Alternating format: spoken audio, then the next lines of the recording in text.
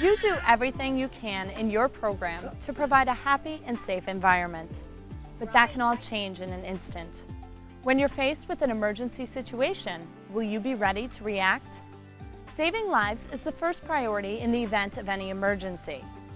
You and the children must act quickly. An emergency can be a frightening experience, especially for young children. Because of the nature of emergencies, you will never know when, where, or how they may strike. Your best defense is to plan ahead, be prepared to take action, and practice your response. In order to protect the children and minimize their fear, you will need to think clearly and maintain calm and order as you guide the children to safety.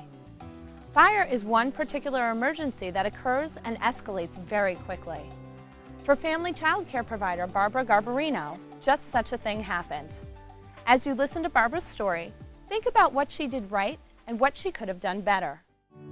It was late afternoon. I had my full capacity of daycare, which at that point in time was 6 full-time children and 2 before and after school.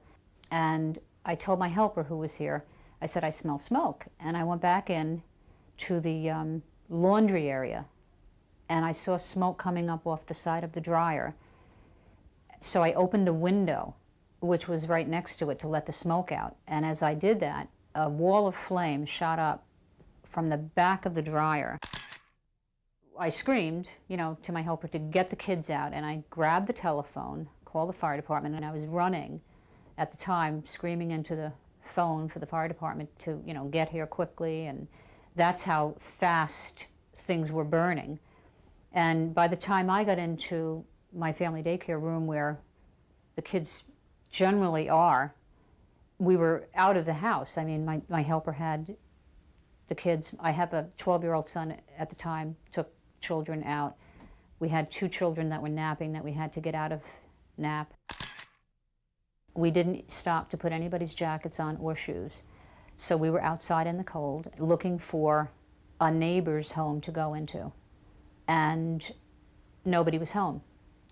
We were banging on doors trying to get them into a warm spot, but there just was no door opening. And then probably within, I would say, 5 minutes, a neighbor came down the street, he saw the flames, and he opened up his home and let myself and the children in.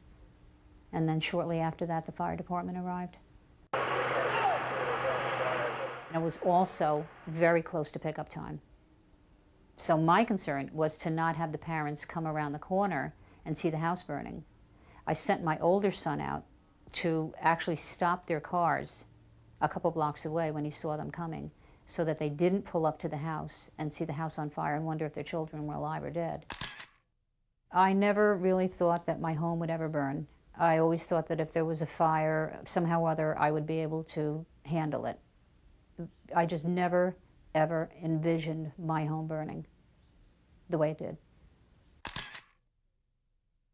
As safe as your home is, the unexpected can always happen, and you need to be prepared for it.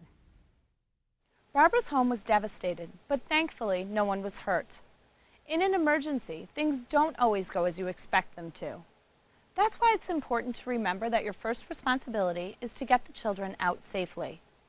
And serious injury can be avoided by being prepared with a proper evacuation plan. The New York State Office of Children and Family Services child daycare regulations mandate that you have a plan and that you practice your plan monthly. As part of your application process, you will develop an evacuation plan. Once you're licensed or registered, you will need to practice your plan and routinely evaluate its effectiveness. By practicing the plan, you eliminate delays that may cost you valuable time. Practice your evacuation drills at different times of the day, including nap time and in different weather conditions. Remember to use the test button on the smoke detector as your alarm signal. Don't use a bell or whistle to signal the alarm. Children need to associate the sound of the alarm to the evacuation procedure in case of a real fire. After conducting a fire drill is a good time to check all of your smoke detectors. Replacing the batteries twice a year is also recommended. The seconds of warning these simple devices provide can mean the difference between getting out or getting injured. Smoke detectors cannot perform their necessary job if the batteries are removed. Maintain a record of each evacuation drill you conduct. When conducting your monthly drills, practice grabbing your emergency bag. This bag is packed with shoes for children, blue cards, extra diapers, bottles, blankets, a first aid kit, snacks, extra car keys, and other necessary items. If your home is in an apartment building, make sure you have a key to get back inside in case your first means of egress is blocked. Use a bag with shoulder straps so you can keep your hands free. Designate a special place for the bag near your primary exit so you can find it quickly. When planning and practicing, take into consideration that infants and children with special needs will require additional help and that younger children will need more assistance than older children to safely evacuate. Practice using the 2 exit routes you planned, alternating using your primary and secondary exit. Post emergency exit instructions where they can be seen easily. Meet at a designated location that is safe. Make sure that everyone, including parents, knows exactly where the designated meeting location is, and include going there as part of your practice drills. Your program's designated meeting place should be out of fire truck or emergency vehicle traffic, visible to the first responder, accessible to the street but safe from street traffic, and clear of snow, ice, water, and mud. Be sure you take this into consideration when writing and practicing your plan. Now imagine a situation has occurred. Let's go through the steps of evacuating your program. First, stay calm. If you panic, the children are likely to panic. Keep your wits about you. Your job is to remove the children from the scene and reassure them. Sound the alarm. Use your actual smoke alarm during your drills so all the children connect that particular sound to the need to prepare to evacuate. Evacuate. Use exit routes that you have already mapped out, posted, and practiced. Take a head count once everyone is safely out. Call for help.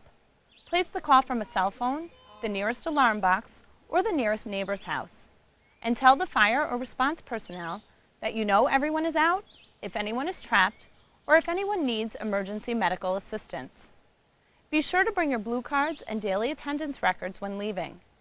Ask families to update emergency contact information whenever there is a change, and verify this information by telephone periodically to be sure you can reach family members or emergency contacts quickly. In the event that you are not permitted to return to your home, you should arrange for a place to take the children for a reasonable period of time. Locate a place that can provide temporary shelter. The site should allow you to contact parents and your licensor or registrar by telephone. Work with neighbors, nearby businesses, public buildings, schools, or churches to temporarily use their space in an emergency. The site should be within safe walking distance and open during your regular program hours.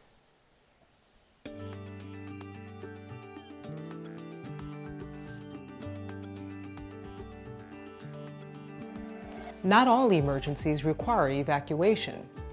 Depending on the situation, you may be asked to shelter in place. Blizzards, power failures, tornadoes, earthquakes, and hurricanes are examples of weather-related emergencies you may encounter. To be prepared for these situations, you will want to have a 3-day emergency supply of food, including formula for babies, water, clothes, and diapers for each child in your care. Store these items in a safe location in your home. Many of the things you do to prepare for an emergency evacuation will help you to meet the demands of keeping children safe and calm during sheltering in place. Responding safely to any non-medical emergency or natural disaster is done by planning ahead, being prepared, and practicing your response. With good planning and practice, you can remain calm and act predictably should an emergency occur.